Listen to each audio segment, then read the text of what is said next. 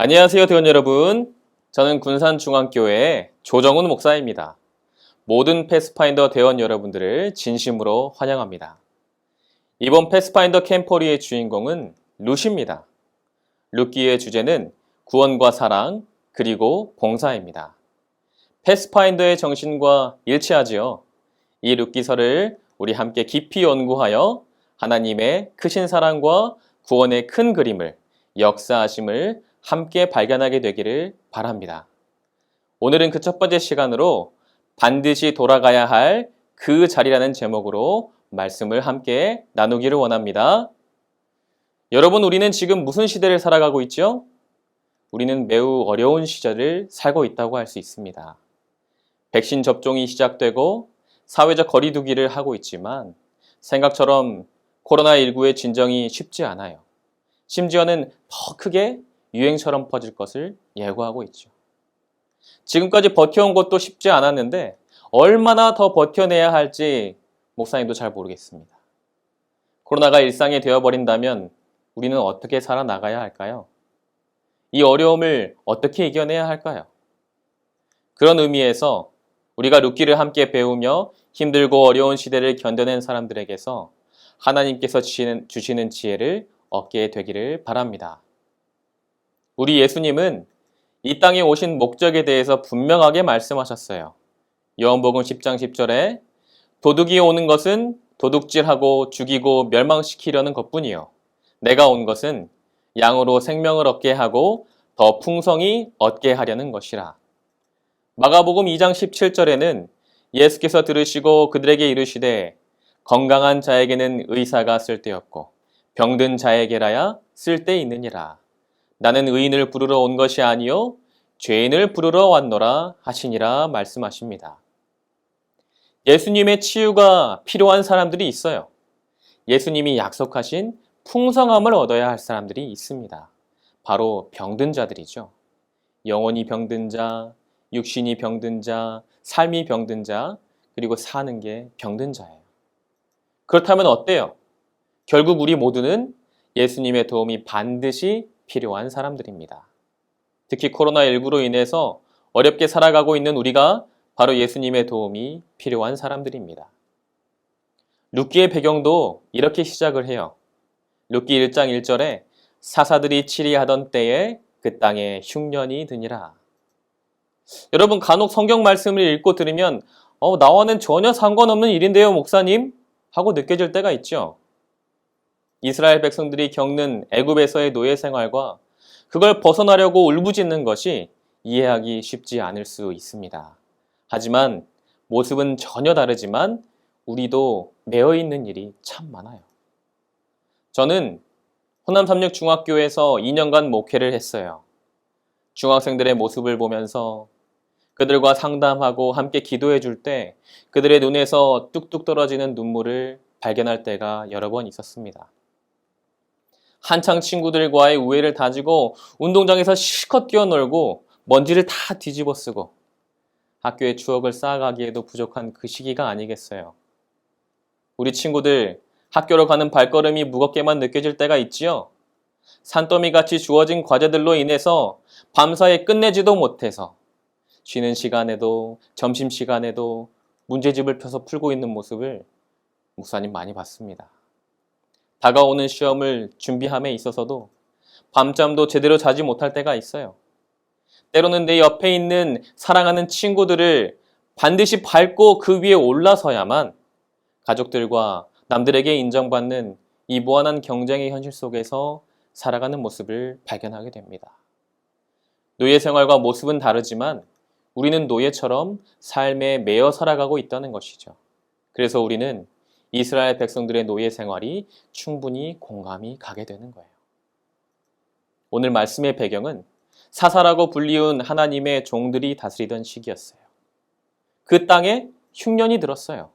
흉년이라는 말은 농사 지을 때, 목축업을 할 때 만날 수 있는 가장 큰 재난이 아닐 수 없지요. 룻기에 나타난 흉년이라는 상황은 단순히 비가 오지 않아서 문제가 되는 것이 아니라 먹고 사는 문제가 발생했다는 것입니다. 보일러에 기름이 떨어지고 전기가 끊어지고 가스 공급이 막혔다는 이야기가 되는 거예요. 참 막막한 일이 아닐 수 없겠죠. 특히 흉년은 사람의 힘으로 되는 것이 아니죠. 자연재해, 곧 하나님의 뜻이에요. 그렇다면 이 일은 누구도 피할 수 없는 재난이 되는 것입니다. 그렇다면 우리는 어떻게 그 어려움 가운데 살아나가야 할까요? 근데 본문 말씀은 이 재난이 왜 나타났는지 알 수 있는 힌트를 주고 있습니다. 1절의 말씀을 다시 살펴보면 사사들이 치리하던 때에 라는 말을 통해서 그 땅에, 즉 약속의 땅에 왜 흉년이 들게 되었는지 짐작할 수 있어요. 룻기의 앞에 있는 사사기의 제일 마지막 말씀을 보겠습니다. 사사기 21장 25절에 그때에 이스라엘의 왕이 없으므로 사람이 각기 자기의 소견에 옳은 대로 행하였다. 즉 사사시대의 사람들은 하나님의 기준이 아니라 자기들이 각자 옳다고 생각하는 대로 살았어요. 하나님의 은혜로 가나안 땅에 정착한 이스라엘 백성들의 삶이 이제 편안해지고 안정이 되니까 하나님의 법을 무시하기 시작했어요. 하나님과 맺은 언약을 잊어버렸습니다. 지도자인 사사들의 말이 들리지가 않았어요. 불법이 난무하는 어둡고 컴컴한 시대가 되고 말았습니다. 그때 뭐까지 왔어요? 흉년까지 찾아온 거예요. 그렇다면 이스라엘 백성들에게 임한 이 흉년은 무엇을 의미하는 걸까요? 우리 대원 여러분, 모든 재난이 하나님의 징계라고 무조건 받아들이는 것은 위험한 생각입니다. 하지만 성경 말씀은 이 흉년이 하나님과 분명히 관계가 있음을 말해주고 있는 거예요. 사사들의 때에 자기 멋대로 살아가는 사람들에게 찾아온 그 흉년, 그리고 이제 하나님께서 다시 먹을 것을 주셨다는 말씀을 볼 때 이 흉년은요, 하나님과 관계가 분명히 있다는 것입니다. 하나님은 하나님의 자녀들이 불순종할 때 여러 가지 방법으로 징계하십니다. 말씀으로, 질병으로, 전쟁으로, 경제적인 압박으로, 자연재해 등등을 통해서 징계하십니다. 하지만 하나님의 생각은 분명해요. 예레미야 29장 11절에 여호와의 말씀이니라. 너희를 향한 나의 생각을 내가 아나니 평안이요 재앙이 아니니라. 너희에게 미래와 희망을 주는 것이니라. 아멘. 징계의 목적은 하나님께 제발 다시 돌아오라는 거예요. 그러면 하나님은 다시 평안을 찾게 하시고 더 나은 미래와 희망을 보게 하시는 것입니다. 그렇다면 사사들의 때에 주시는 흉년의 징계는 제발 너희가 너희 멋대로 살지 말고 나에게 제발 돌아오라라는 하나님의 경고의 음성이었던 것이죠. 그러므로 우리는 생각해야 할 것이 있습니다. 고난이 오면 고난의 문제를 풀기 위해서, 또한 좋을 때는 이 축복을 잘 유지하기 위해서 하나님과의 관계를 돌아보아야 하는 것이죠. 하나님과의 관계에 문제가 생기고 나니 축복의 약속이 있었음에도 그 땅에 어려움이 찾아오게 되었다는 거예요. 약속의 땅에 살아도 언약을 지키지 못하면 어려움을 당하게 되는 것입니다. 따라서 약속의 땅에서 복을 누리느냐 못 누리느냐는 그 땅에 살아가는 사람들에게 달려 있어요. 우리가 처한 코로나19로 인한 여러 가지 어려운 상황 속에서 하나님과 나와의 관계를 돌아보기를 바랍니다. 우리 대원들 각자의 어떤 믿음과 신앙, 내가 다니는 이 교회의 상황들, 내 주변의 세상의 상황들을 봤을 때 하나님 앞에 어떻게 살고 있는지 돌아보아야 할 때라는 것입니다. 룻기에 닥친 흉년과 풍년은 하나님의 손에 달려 있었어요. 하나님과의 언약에 합당한 삶이 없으니 약속의 땅이라고 할지라도 흉년이 온 것이죠. 우리는 이 사실을 기억하고 어려움이 닥쳐왔을 때일수록 더 자신과 하나님과의 관계를 돌아보고 하나님 앞에 합당한 삶을 살아나가게 되기를 간절히 바랍니다. 또한 우리는 종종 어려움을 당하게 되었을 때 조급해질 수 있어요. 상황이 어렵기 때문에 마음이 막 조급해집니다. 조금이라도 시간이 늦어지면 다른 친구들보다 뭔가 뒤처지는 것 같은 생각에 염려와 걱정이 깊어집니다. 그렇기에 하나님의 자녀들은 어려울 때 더욱 기도해야 되는 거예요. 하나님께 간절히 무릎 꿇고 하나님 나는 어떻게 살아야 합니까? 하고 물어봐야 돼요. 하나님의 뜻을 구해야 합니다. 하나님의 인도하시는 그 음성을 구하는 것입니다. 사람이 살고 죽는 것은 하나님께 달려 있습니다. 매일 매순간 하나님께 간절히 두 손 모아 무릎 꿇을 수 있는 용기 있는 대원들이 되기를 간절히 소망합니다. 룻기 1장 6절에 그 여인이 모압 지방에서 여호와께서 자기 백성을 돌보시사 그들에게 양식을 주었다 함을 듣고 이에 두 며느리와 함께 일어나 모압 지방에서 돌아오려 하여. 그런데 그곳에서 뜻하지 않은 일들이 벌어지게 돼요. 아버지였던 엘리멜렉이 모압에 가서 죽게 됩니다. 더 안타까운 것은 그녀의 두 아들도 그곳에서 살아보려고 이방 여인을 맞이하기까지 해서 결혼도 했지만 죽고 말았어요. 이곳으로 올 때 앞으로는 전혀 어려움이 없겠지 하고 왔어요. 나름 이런저런 자신의 어떤 지혜를 짜내고 굳은 판단을 하고 왔기 때문에 이곳에 가면 잘 살 줄 알았습니다.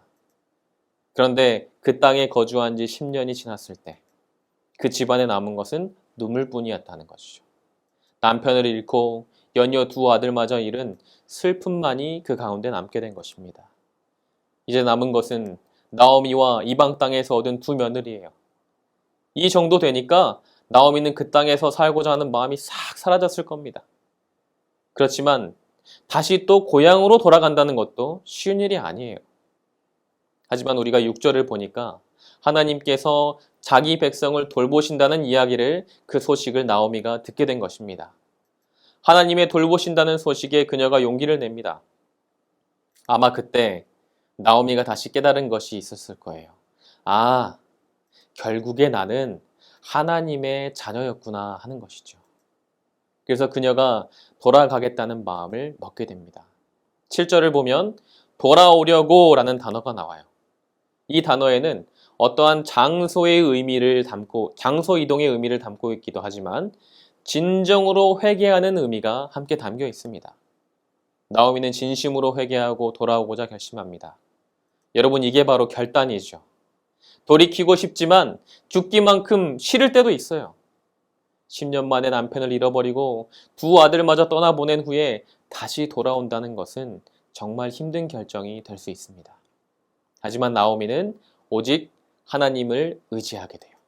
그리고 돌아가고자 결심하게 되는 것입니다. 돌아가야 하나님의 은혜로 살 수 있다는 것이죠. 또한 죽는다고 할지라도 하나님의 품 안에서 죽기를 바라는 것입니다. 이것이 나오미의 중요한 믿음의 결단이었어요. 집을 떠났던 탕자가 다시금 아들로서 회복이 된 것도 이러한 결단 때문이었습니다. 하나님은 돌아오는 자를 기꺼이 기쁨으로 맞아주십니다. 반드시 회복시켜 주십니다. 그동안 우리의 삶이 무조건 다 잘못됐다는 것이 아닙니다. 하지만 하나님 앞에 반드시 돌이켜야 할 것들이 있다면 믿음의 결단으로 돌이켰을 때 하나님의 크신 은혜가 그 가운데 임하게 될 것입니다. 내 마음대로, 내 멋대로 살았던 것은 없는지 우리가 돌아보면 참 좋겠어요. 하나님을 벗어나면 아무리 살려고 이리저리 옮겨 다닌다고 한들 이겨낼 수 없습니다. 하지만 하나님께로 돌이키는 그 순간 다시금 하나님의 자비로운 기회가 생기는 것입니다. 우리 사랑하는 대원 여러분, 힘든 어려움이 닥쳐올 때 우리는 어떻게 다시 살 수 있다고요? 네, 우리는 반드시 하나님의 품으로 돌아가야 합니다. 하나님의 품이 우리가 있어야 할 그 자리입니다. 하나님을 향해 용기 있고 힘차게 전진해 나아가기를 예수님의 이름으로 간절히 기원드리면서 말씀을 마치겠습니다. 다 함께 기도하시겠습니다. 사랑과 구원의 아버지 하나님, 우리 대원들이 세상을 살면서 참 많은 어려움들 가운데 살아가고 있습니다. 비록 어린 나이지만 하나님을 믿고 의지하면서 살아가는 것이 참 쉽지만은 않습니다. 그러나 하나님, 우리 대원들이 다 반드시 어려움이 있을 때일수록 더욱더 하나님의 품으로 돌아갈 수 있는 그러한 믿음과 용기를 허락하여 주셔서 매일 매순간 주님과 함께 교제함으로 승리할 수 있는 우리 대원들 될 수 있도록 인도하여 주시옵소서. 예수님의 이름으로 간절히 기도합니다.